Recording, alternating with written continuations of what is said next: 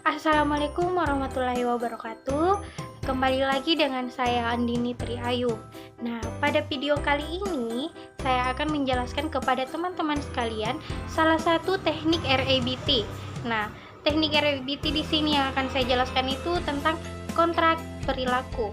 Nah, kontrak perilaku ini bisa digunakan untuk orang-orang yang mengalami kecanduan media, game online, dan sebagainya.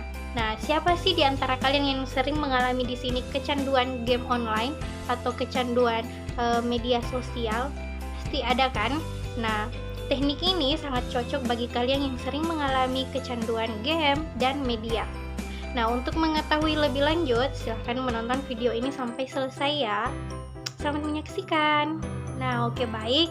Nah, di sini menurut Ratna 2013 bahwa kontrak perilaku ini merupakan persetujuan dan hasil kesepakatan oleh dua orang. Nah, atau lebih. Nah, yang mana kontrak perilaku ini bertujuan untuk mengubah perilaku konseling atau klien, dan bila klien ini mampu mengubah perilakunya, maka klien akan menerima reward. Nah, reward di mana konselor dan konseling ini dapat memilih perilaku realistik dan dapat diterima oleh kedua belah pihak. Nah, dalam hal ini pemberian ajaran ini lebih dipentingkan daripada pemberian hukuman.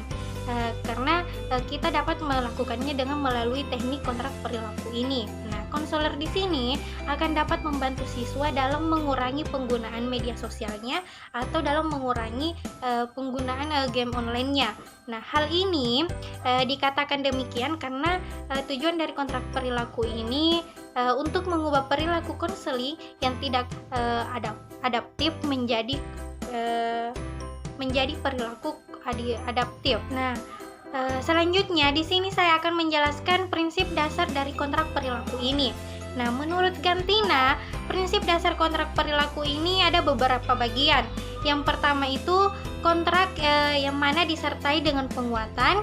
Yang kedua, reinforcement. Nah, reinforcement ini diberikan dengan segera atau secepat mungkin. Yang ketiga, kontrak harus dinegosiasikan secara terbuka dan bebas serta disepakati antara kedua belah pihak. Yang selanjutnya itu kontrak harus fair. Yang terakhir di sini kontrak harus jelas. Maksudnya di sini target tingkah lakunya itu harus jelas, frekuensinya serta lamanya kontrak yang akan dilakukan. Selanjutnya di sini ada tujuan dari kontrak perilaku itu sendiri.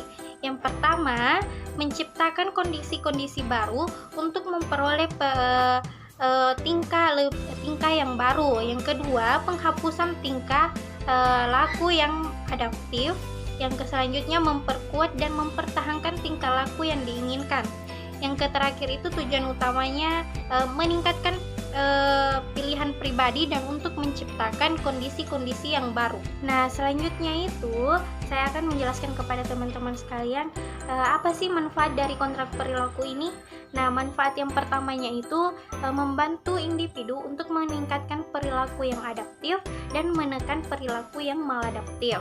Yang kedua, akan membantu individu meningkatkan kedisiplinan dalam berperilaku. Yang ketiga, memberi pengetahuan kepada individu tentang pengubahan perilaku diri serta penyelesaian diri. Yang terakhir itu akan membantu meningkatkan kepercayaan diri individu. Selanjutnya, kita masuk pada tahap-tahap kontrak perilaku ini. Nah, menurut Gantina, ada beberapa langkah-langkah yang harus dilakukan dalam pembuatan kontrak perilaku. Yang pertama itu kita harus memilih tingkah lakunya yang akan diubah, kemudian melakukan analisis dengan menggunakan teknik ABC ini.